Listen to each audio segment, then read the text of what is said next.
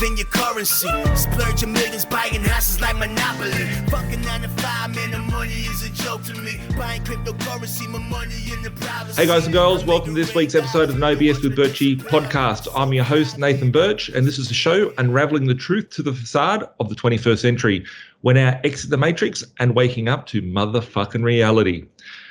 Wow, guys, what a year 2021 was. I understand, some people had a terrible year. Some people had tremendous years. I always feel a bit of guilt, especially the last 2 years, because I've been so happy. I've been so happy, so many cool things going on out there. And yeah, the 2021 has been, very blessing for myself and lots of cool things that have happened. And, a lot of people in the community have done really cool things because they've been prepared. They were ready for action. They had clarity. They had, clear vision of what they wanted to achieve. And, a lot of people had a bad year. And some of these things were, people being locked down and people being trapped in the house and all that sort of stuff, survival for money, which made the years not so good. But I think it's important. There's always things that you can do to make improvements upon your life. And, a lot of people at this time of the year, I'm actually recording this. This is coming out on Tuesday. I'm recording this on Tuesday. It's actually me today, recording this, not, pre-record from a week before. So I'm really entrenched right at the moment. And I really wanted to take this video today and the podcast today to actually, just share what I'm doing at the moment to plan for my year and sort of where I'm at mentally, reflecting on the year that I had and planning for the year that's ahead. And I think at this time of the year, a lot of people, put their feet up, they go, YOLO, let's go and party and drink lots of alcohol and eat lots of food. And there's nothing wrong with any of that. But for me, I guess it's a lot more simplistic than that.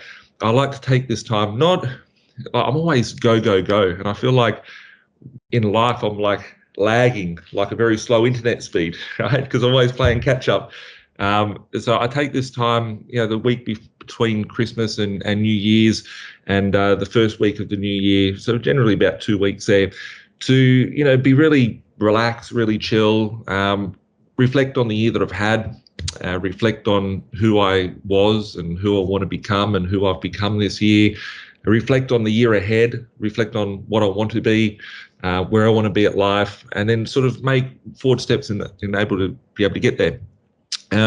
So yesterday, I'll just run you through a little bit of my day yesterday. I caught up on a lot of emails, which was great.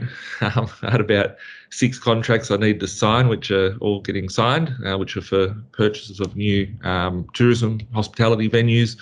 And people might be going, why are you buying hospitality venues in the middle of a depression? Well, it's where the opportunity is and where I want to sort of take a few things. But also spent probably about 4 hours going through each and every one of my properties and looking at where the rents are, where the rental market is at, what can I be doing to improve that? And I actually sent out a lot of emails just to my staff, which are my property management firm, and saying this one here, I want to put the rent up. I want to put the rent up here, put the rent up there. And I calculated about $1,700 a week of increases that I've done towards getting, my properties in a better position. So literally me spending about 4 hours of my time in my downtime, just reflecting and looking at, okay, where's my property portfolio at? What is it doing?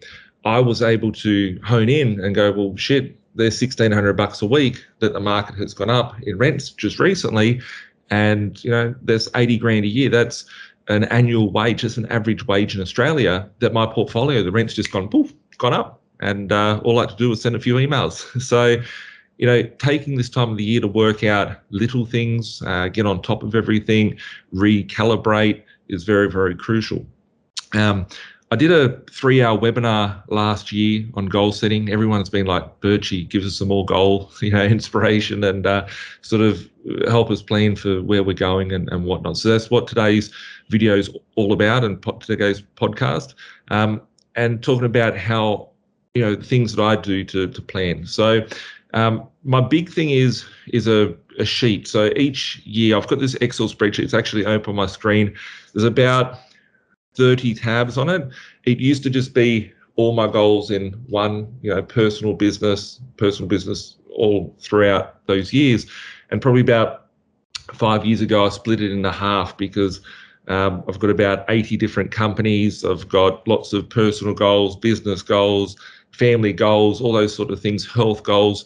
And I break it down to, all different segments. So it's very important that you work out, break it down to what's my health going to look like. I'm looking here, health, wellness, family, spiritual, business, personal. And then on the other one is just all my business stuff in different categories of sub businesses. So I think it's important to have a scorecard and just write, where it is that you're heading for the next year. So I have a 10-year vision of where I want to be at. So I'm 36 now, I'm turning 37 in 2022. And I've got a goal of, by the age of 40, I wanted to be a billionaire. I'm on track for that now. I wasn't for a few years, but, nothing's linear. You have good years and you have bad years.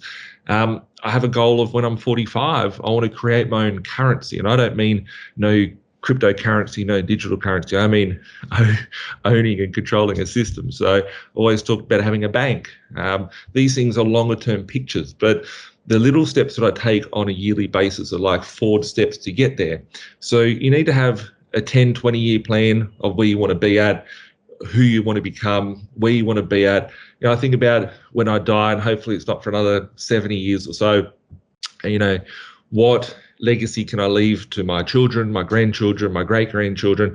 What sort of, impact will I have? How will people be crying at my funeral? And I try to reverse engineer and think, okay, that person that I want to be where I've got, I know I've achieved a lot. What does that look like? And what steps do I need to do there?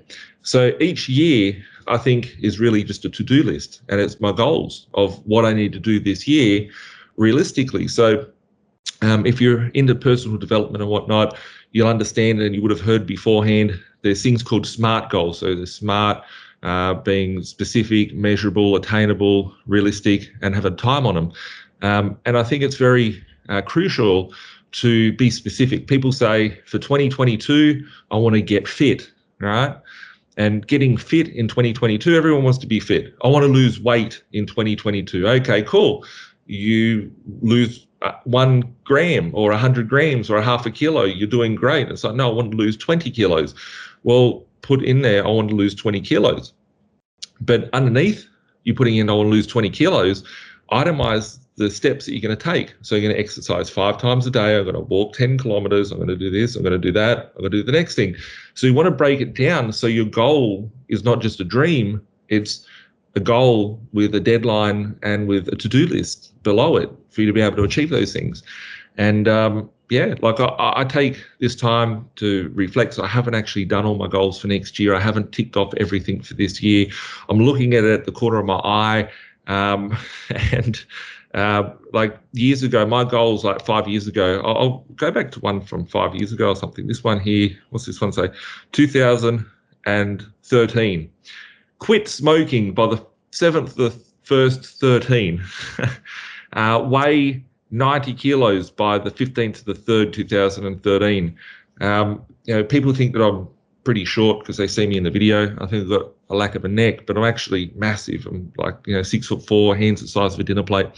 And, for me, I think I'm about 115 kilos now. So I'm like pretty big. I'm probably the biggest, fattest that I've been. So beforehand, it was just like refining a few things. So I put in there specifics of what I need to do and I honed in on it. Every year when I look at quit smoking, every year I'd have that same goal roll over to another year and I'd feel disappointed. I'd give myself a slap. But then it came to a point when I quit smoking. I haven't had that on my goal list for about 4 years now. This will be the fourth year that I'm going into without smoking. It doesn't say I'm a non-smoker now. It just says I love smoking. I'd love to have a cigarette. But if I had one, I'd be straight back to it. So I need to know and tell myself, well, you don't go near those things. You don't do these sort of things. And,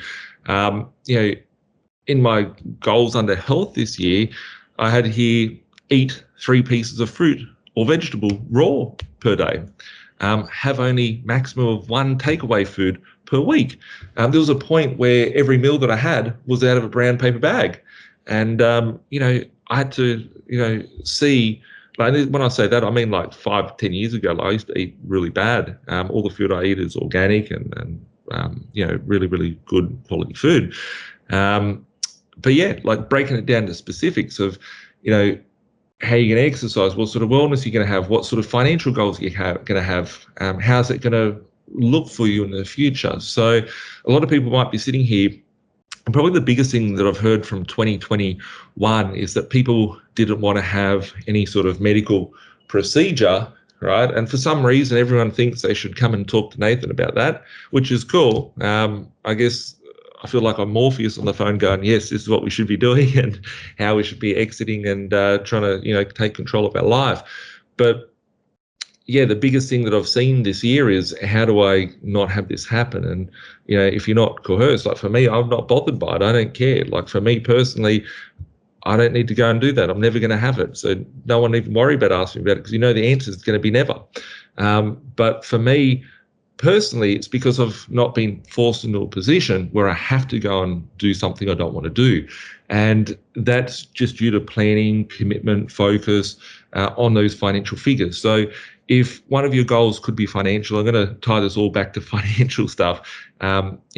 Here at B.Invested, we help people reach their financial goals. And I think it's important to have clarity and sort of steps towards being able to do that. Last year, I publicly came out and said that I had the most amount of new investors go from 0 to 10 properties before any other previous year. In 2021, I had more investors again than ever beforehand. It is not because my businesses are growing and all those sorts of things. I've just seen a big shift of people that have realized that the financial market's dying. It's important to create cash flow. You can't rely on a job. They don't trust the system. Everything's fake, and there's got to be a better way. And, in life, we're just given one option, or we're given two options, good or bad, liberal or Labor, or, work or not work, or whatever the case may be. But there's multiple options. I always see everything. I think, how can I get what I want with doing what I want to do? And I think a lot of people don't question in their own lives, how can I be doing what I want? More people are planning for the next holiday. More people are planning on what they're going to do for Christmas Day. More people are planning on what they're going to do to spend their money when they get paid this week than what they actually do to take that time out for themselves and go, how am I going to live my best life? How am I going to do what I want, how I want, when I want, how, all that. So I think it's very crucial to, sit there and reflect on, in 2022, who's the person I want to become? If I want to be this specific person, what steps do I need to do in order to become that? You might be saying, I don't know, I want the missus of my dreams. Well, getting drunk every night, going to the back corner of the club, picking up whatever it is when the lights come on, that ain't going to really find, the best outcome for you. So you're going to have to take certain steps and cut certain things out of your life. Just as I said beforehand, I don't want to smoke. I want a healthier life. So I quit smoking. I have a thing nowadays, which is whatever I put into my body, I want it to be improving my body and not hurting my body. So it's a mindset shift, and having a roadmap, clarity of how to get there is very, very crucial. And that's where I think the goals come in.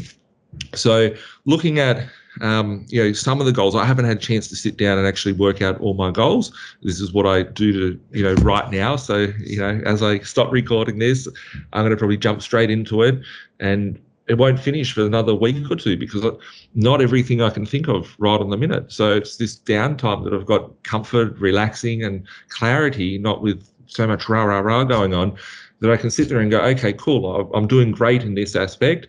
I need to improve on that aspect. What steps can I do? What things could I sprinkle on and add that are going to be improving moving forward for the next 12 months? And really, the timing of the 12-month cycle is just an illusion in your head. You could start this anytime, but I just think it's a good time to reset and reflect, because that's, my downtime personally. So, a lot of you guys and girls will be doing the same thing. So, yeah, looking at just some of my goals that I'm going to be focusing a lot more next year, which is, I look at, in my early days of business, staffing, right? Staffing was not my strong point. Managing staff is not my strong point. But I used to sit there and think to myself, wow, like it's too much, right? Handling staff is too much in my early days. Now I look at my staff and my asset, right? My businesses are only as great as having my staff. So I've got specific goals of how many more staff that I want to recruit in the next 12 months. And I want to get it into the thousands of staff. So that's a big one. I want to establish the Birch Foundation. So looking at different sorts of charities. There's all these charities out there which take money, do bad things, don't hand out, whatever. And I want to start a form of charity, which I haven't focused in exactly what it's to do, but it's to do around the communities, because over the course of the last 12 months, I've seen communities that we've gone to, communities that we've purchased in, communities that we're a part of now that we weren't beforehand, which are impacted, whether it's low socioeconomic things, whether it be cyclones that are going through. We've got areas which we've been trying to help out by doing infrastructure projects. So a lot of people just think, Nathan, B.Invested, he's a property dude, whatever. People don't or may not know that, I look at things from many different angles. We've got lots of business interests as well. And one of those things is sort of starting to build infrastructure projects into communities to help out with education, to help out with hospitals, to help out. There's some areas that are so remote in Australia that I was never even familiar with. I didn't even know existed until you actually go there. And then you see that they can't, there's one area, and I'm not going to go into specifics and tell everyone exactly what areas they are and all that. But there's one area in Australia, which is quite a large area. It's actually the size of Victoria as a state, right? So imagine if you had the whole of Victoria and you had 3,000 people in it, and there's not enough. If you are pregnant and you're having a baby, if you're a local person in that community, imagine being in Victoria, having a baby, and the hospital can't even have enough capacity to hold a baby. So you have to fly a helicopter. If you want to have a baby, you have to be flown in a helicopter to the hospital, right? So going to some of these remote communities and putting in infrastructure projects is one of the things that are on my list for next year, to work with a lot of these local communities. Another one is I want to get to 50 tourism venues for next year. I wrote tourism, and I didn't write motels or hotels in there, because as a business, I want to have it more open to different sorts of ventures. This year, I had a goal of getting to 10 motels to start off with, and then I increased it to 20. And as of today, we own 11 which are settled, and I've got another 25 or 24 that are under contract that we're just waiting for settlement, which will settle in January, February, March of 2022. So things have grown a lot over the last 12 months, and it's just having clarity on sort of where I personally want to go, and where the business needs to go, and where everything around me needs to go. One of my next goals for next year is to travel each state for a period of 3 to 6 months, which obviously, if you calculate it, I can't get to every state, but that's going to be an ongoing thing, because I've worked a lot in my life. People say, Birch, you go have a break. And I had these goals when I first started. By the age of 30, I wanted to, live life on my terms and not have to work. I was happy to work 2 full-time jobs. In my early goals, it used to be, I want to get to a 6-figure income. I want to get to $100,000 a year. So when I was like 18, I was like, wow, I can't earn more than 40 grand a year. It was early 2000s. And I pushed it to get to 60 grand a year. Then I worked 2 jobs. And then I got 100 grand a year from working 2 jobs. I did that for 4 or 5 years. I took all the cash from those jobs and pumped it in the property. Then I had the property bring a cash flow, so I didn't have to work those 2 jobs. So these goals that I set on an annual basis are very small glimpses and parts to get me to the big goal of the 10-year goal and the 20-year goal. And I think it's very important that everyone looks at that. So my goal of traveling around Australia is each year I want to spend maybe 3 to 6 months traveling a new state, learning every little nook, crevice and cranny, because I want to know those communities. I want to be impacted by the time, everyone's trying to travel, into a different country, go to a different location. I want to escape. I'm scared of aeroplanes, right? So you don't see me on an aeroplane. A helicopter, perfectly fine. Millions of dollars of debt, perfectly fine. But put me in an aeroplane, I don't like it. So for me, I don't have an interest to go outside, but I understand that everyone wants to come to Australia and we've got lots of cool things, but very rarely do people get a chance to go to those little communities. And that's sort of along the lines as to why I started the Birch Hotel Group this year was because I wanted to get exposure to these markets, and it's become more of a hobby that I can go travel and I can live life on my terms. So at the moment, well, not at the moment, probably in about 3 months, I've got a big truck, a big Chevy Silverado, the 2500, like it's an 11-ton truck that's getting delivered. And I never thought that I'd like a caravan, but I thought about the world that we live in. I thought, well, I want to have movability. I want to be able to do what I want when I want and not be trapped inside, my house or whatever. So I'm a perpetual resident of the world, and I don't have a fixed address, so I can travel wherever I want. And I've got lots of properties, and I like to travel between them. So I'm a gypsy. I move a lot. And I thought, well, it'd be better to have the ability to move on wheels as well. So I picked up a big 22-footer sort of caravan, the Rolls Royce of caravans as well. So that comes in about May, and then I'll be traveling, and I'll be going to some of these communities, checking out what's going on, running my businesses, doing deals, expanding what I do, all in line with that. So keep an eye out for next year, because Birchy will be doing some interesting documentary on the road. So it's one of the things I'll be working on. Next year, I've got specific tasks and goals. Like this year, I've settled 11 motels. I've got restaurants and pubs and bottle shops. Never thought I'd be buying bottle shops. I don't even really like alcohol, but it was the opportunity, and it was what's important in these communities. So, as a bigger picture goal, these things, I want to get to 50 next year. I want to get to 100 by the end of next year, like the following year. I had a goal at the start of this year where I said it was to get to 5 or 10, and then I pushed it to 20. I said I'm going to get 20 motels for the next 5 years. This year 20, next year 20, the year after 20. And I was like, once you get there, you can just keep pushing. I thought 10 properties to start off with was impossible. I thought, buying 10 rental properties, no one could ever do it. I never heard about anyone doing it back in the early 2000s. And there was no internet, there was no communities, there was no forums, there was no nothing. And I pushed out and got there. And when I got to 10, I was like, this is boring. I got to 10, let's go push harder. So that's the importance of this, is looking at where you've come to. If you're happy, so on my goal sheet, I'll highlight everything green that I'm happy with. And if I'm unhappy, I'll mark it red if I didn't achieve it. And then if there's more green than there is red, it's like, well, I'm heading in the right direction. If there's more red than there is green, then I'm not heading in the right direction. So it's very visual as well. But one of the things I want to be doing next year, I've talked a lot about building a bank over the years, and banking system is not well. I've talked a lot about that over the years too. I've put infrastructure in place to try and build a bank, and I've got a lot more clarity. Probably was about a month ago that I had a lot more clarity around it. In 2021, this year, I actually realized how to create my own financial instruments, which don't need any approval from anyone. And I can create my own loans, I create my own whatever.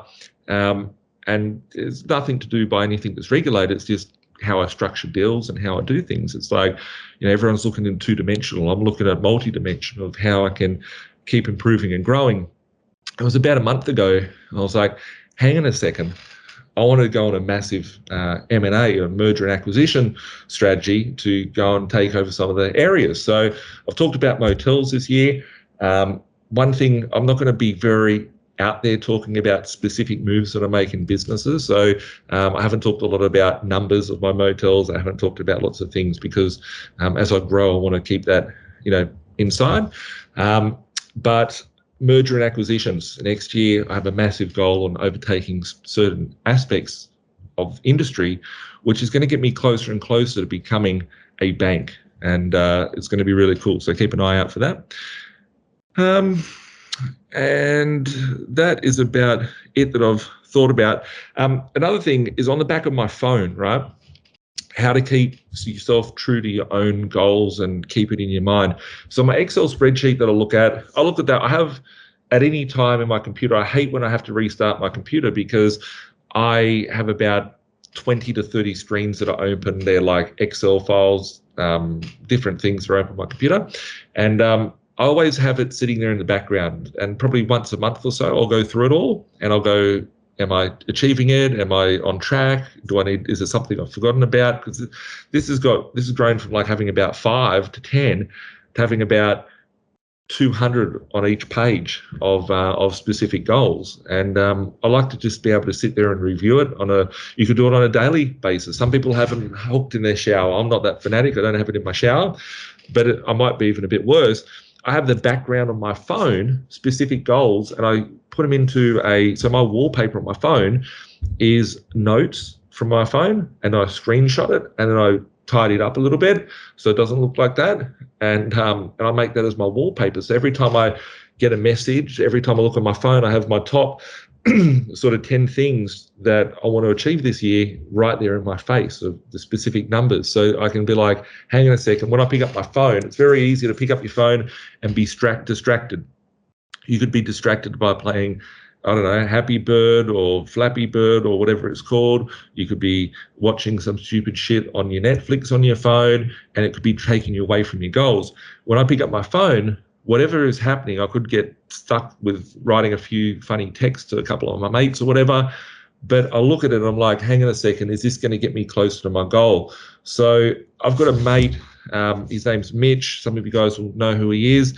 I remember years ago, I looked at his laptop, he was showing me something on it, and he had a tag. It was like, do you know those stickers that you write stuff on, those writing stickers? It's like a label maker. And it said on his top of his keyboard, don't quote me exactly what it said, but it's something along the lines of, is what you're about to do earn you $5,000 per hour, right? And I looked at it, I was like, that's the maddest thing I've seen, because so often you pick up your computer, do stupid shit, but it's right there in your face. Don't be distracted. And there was a point after I saw that, I actually went to my staff and put on all my computers specific things that they needed to do each day to keep them focused. They look at their computer, it's easy to, get excited looking at realestate.com or whatever the case may be, but they need to have clarity on what they're trying to achieve. So, have it visual, have it in front of you as a constant reminder of what you're working towards. Some people write in and put up vision boards where they have pictures of things that they want to achieve. However you wish to be, do that.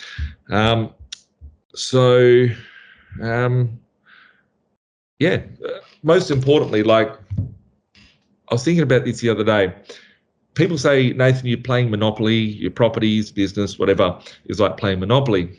And it's very important to understand the game that you're playing, right? We're in life. We want to enjoy our lives. I think everyone should have personal freedom, liberty, and the ability to do what they want when they want. My goals are my goals. Your goals are your goals. What I find very bad is when you try and impose your vision, your goals, your dream for someone else to achieve. I remember years ago, I was talking to some mates and like, Birchy, bro, what you should be doing? I don't know why I said bro, and they're actually my Lebo mates. They're like, bro, what you should be doing is selling a property, travel, go overseas, you go to Vegas, bottle service, chicks everywhere, whatever. And I thought to myself, that's cool, that's what you want. But I couldn't think of anything worse than being stuck in the back of the club, having bottle service, trying to impress all these people. It doesn't mean I haven't done it beforehand, but it's just not something that impresses me or gets me excited. So, I know other people that just want to go spend time with their kids. I know other people that want to go travel. Whatever your goal is, it's important to have clarity on that and make sure that the steps that you're taking, what steps have you taken in the last 12 months to get yourself closer to where you want to be? Are you more of the person that you want to be or less of the person that you want to be? I started this podcast today based on, people may have been happy with their year last year. People are unhappy with their year. If you're unhappy with your year, if you're unhappy with the boss telling you have to do something that you're not comfortable with, if you have to make a medical procedure you don't wish to do, or whatever the case may be, well, what steps can you do to avoid certain things from happening in the future? How can you take more control over your personal life? Is it to pat koalas? Is it to go and travel? Is it to go spend time with your kids? Is it to go partying overseas? Who knows what it is? That's up for you. But what steps can you do? What things can you work on today? Is the things that you're filling your life with at the moment holding you back? It's easy to sit back and chill and watch Netflix and whatever, but it's harder to actually, and it's easy to make an excuse as to why you didn't do something, but it's harder to, make those sacrifices, make those commitments. And I'm blessed, I guess, because I get to see people that do make sacrifices, make commitments every day of the week, and they're killing it, and they're doing the things they want to do to live life and the vision of the person they want to be. Also have people say, Birchy, go and enjoy your life and all this sort of stuff. There's times when you need to work hard. There's times that you need to go and enjoy life. And I was about to say beforehand, life is a game, right? You have a game board there. And if you think about Monopoly, that I've never played it, but from what I understand is that Monopoly is a game where you need to go collect all the assets, right? I don't ever talk about money. You've never heard me talk to you about saying, hey, go get money, right? I hate money. Money's shit. But collecting the assets along the way. If you want to win that game, collect all the assets and take them off the table. You want to own the race course. You don't want to own the horse. Most people are just participating and they're getting drunk looking at a horse. If you own the race course, you own the whole game. So think about your life as that game board, and what can you do? What can you put into it? How can you own your own personal liberty, freedom, and ability to do what you want, when you want, how you want? And just remember, enjoy the game, because people were here before us. People will be here after us. If you win the game of Monopoly, the valuable lesson is it all goes back in the box at the end of the day, right? The same applies to us as humans. It happens to our skeleton. It happens to everything. So make sure you enjoy the game while you're playing it. Make sure you're not just setting yourself up for a whole pile of chores and hard work. Property for me has been the greatest blessing, the greatest vehicle. If it wasn't for the dodgy bankers, the corrupt system that's out there, none of us would be able to play at that table. So we're really blessed to have, for all the bad that happens out there in the world, a lot of the bad things that are happening, there's also good there. And there's the ability for you to actually participate, partake, and be a part of that game and have the table to play at. And I think it's important to have the right strategy so you can clean up everything on the board to live life how you want while you have your time here on this earth. One of my goals for next year is I'd love to sit here and say how great I am day after day and tell everyone, I've been doing this for 20 years now, actually. I'm going into almost 20 years of investing and whatnot. And I think this is our 13th year of business at B.Invested. We have great people in our business. We have great leaders. We have great, experts in their own field. I'd love to sit here and say it was because of me that each and every one of my clients got to 10, 20, 30 properties in 1, 2, or 3 years. But it's not. It's the people that we have. So in 2022, I'm going to be showcasing a lot more of the experts, the talent, and the people that we have in our business. My B.Invested headquarters has 60, 70, 80 staff. I don't even know. We're constantly growing and expanding, but I employ hundreds of staff nationally in different forms of businesses and whatnot. But next year in 2022, I want to be showcasing a lot more of these experts and showing you their talent and getting them to explain their things as well. But for the meanwhile, if you want to win in 2022, if you want to make 2022 your best year, follow some of those tips, have goals, have clarity, create an action plan, make sure that it's not, I just want to get fit, because it's an easy way out by saying, I've got a bit fitter. Make sure you have clarity around where it is that you're going. And if you need help achieving that clarity, my team of experts are here to help you realize your goals. Some little stats just to share with you of the year that we had. I'm just thinking about this off the top of my head. My biggest investor of this year, I spoke to him in December 2020, so 12 months ago. He emailed me the other day. He knows who he is. He got to 28 properties this year, and I think his cash flow has gone over $500,000. He went 28 properties in a year. And yeah, his position now is like if he wanted to retire, he could with the cash flow coming through his property. I've got someone else that started last year, is probably going to end up with about 12, 13 properties by the end of January. I've got people that have got, there's one family that I know where there's about 7 of them which have gone from 0 properties to 8 properties, each one of them. I know dozens of people which have gone from probably less than 10 grand in the bank, but they've had a bit of equity in their house, which they've been able to get that equity and build a portfolio of sort of 6-7 properties in a year. I know people that started with first property, 50 grand, they're up to like 4 or 5 within a year. They're all things that we do by having, strategies and goals. You can't win the game without having a strategy. No war is won without having a game plan. Make sure you have your game plan. So I think it's very important as well to make sure that you have backup plans. So when you're having clarity with your goals, once you're breaking it down to its smallest part, it becomes more of a step, right? So it's like, okay, it's a to-do list rather than just a whole pile of dreams and visions and airy-fairy stuff. I've heard so many times over the years, people say, I'm going to do this, I'm going to do that, I'm going to do the next thing, right? But they say the same thing over and over again. I just call them gunners because it's going to do this, going to do that. And where I think that they sort of fall short is not having the specific clarity. If you look at, I've always talked about having your property portfolio like a business, treat it like a business. I think as a life, you should treat it like a business because that way you're not lying to yourself, right? People say so many times they're going to do certain things, but they don't. And if you have accountability to yourself, you can go back. So when I look at my goal list and I'm looking at it on a monthly basis, on a weekly basis, on an annual basis, and I'm sitting there, I'm going to be taking accountability because these are the things that myself 12 months ago wanted to do. This is a person that I wanted to be 12 months ago. And if I'm not there, it's because of one or two things.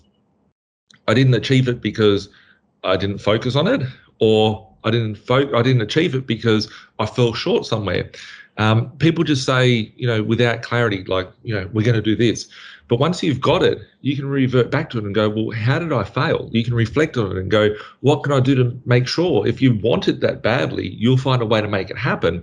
But I feel like just like any unsuccessful business that hasn't sort of planned well enough, planned well for a backup or a contingency, for me, I'm very calculated. People around me realize that everything I do is very, very calculated on a daily basis. All the actions that I take is very calculated. And I think that having clarity, you should have a plan A, which is great. This is like a push goal.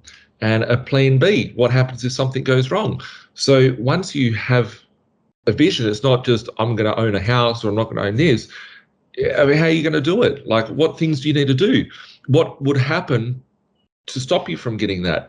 If you don't do it this year, could you do it next year, right? Don't be too harsh on yourself as far as, I haven't done it, I'm a loser, whatever. But, as I said, for about 10 years of my goals, I said I was going to quit smoking. It was only until about 4 years ago that I was able to take that off my list because I quit. And, it doesn't mean I'm a failure. It just means that things weren't right and I had to improve for myself to be able to get there. So in your goal planning and your strategy, you should be thinking about contingency plans. What do you have as a plan B? What do you have as a plan C? I know when I quit my job back in 2009, it was that I quit my job. It was in the middle of the GFC. Most people are worried about, all my colleagues were worried about, what happens if we lose our job? Things are going to be scaled back, whatever. I work for a big multinational, one of those evil companies that are out there. And I sat there and I quit my job in the middle of the GFC. Everyone was like, why is Nathan quitting his job? And it's because I'd worked out a worst case scenario. And that worst case scenario was going to bring me in $30,000 a year worth of cash flow. But the upside could have been hundreds of thousands of dollars a year from my property investing. And I think it's important to have, a plan A, which is ideal. But if plan A doesn't work, do you have any other plans? Most people only have one plan. And that's why I think the last 2 years in business, I've seen so many people that are like, Birchy, I need your help me get out of this, because people only had one plan. That was a job. They might have had a second plan, which was, I've got a bit of equity over here, I've got a bit of something saved for a rainy day. But that isn't a strategy. You're just utilizing your energy that you spent previously earning to get to where you are. So you need to have a sustainable strategy. You need to have a second plan. You need a third plan. You need a backup plan in case all of those plans fail. I know that if everything fails, people go to me, why do you buy gold and silver? Why do you have cryptocurrency? I look at those things as a balance. They're like plan A, plan Bs, plan Cs, plan Ds. I don't have any cash in my bank account, but if I needed it, I know that I could go and find something that I could liquidate. I could sell a car. I could sell whatever. I could, get myself in a position to be able to get out of trouble. And I think a lot of people, it's never been like, wasn't just, Nathan was born with a silver spoon. There were actions that I had to take year after year, compounding of those results. So it's by no chance that things have ended up where they are, good or bad. I've had lots of bad things come my way, and it's because of my actions or failure to identify risk. And there's been issues that go wrong, and that's a part of growing. But just having one plan isn't necessarily a smart strategy, right? You need to have a plan B, a plan C, a plan D. And then you need a plan B for your plan B in case that one fails. You need a plan C for your plan B in case that fails. And if all of that fails, then you go on to plan C and you go, what happens? What can we refine here? What's the contingency plan for the plan C?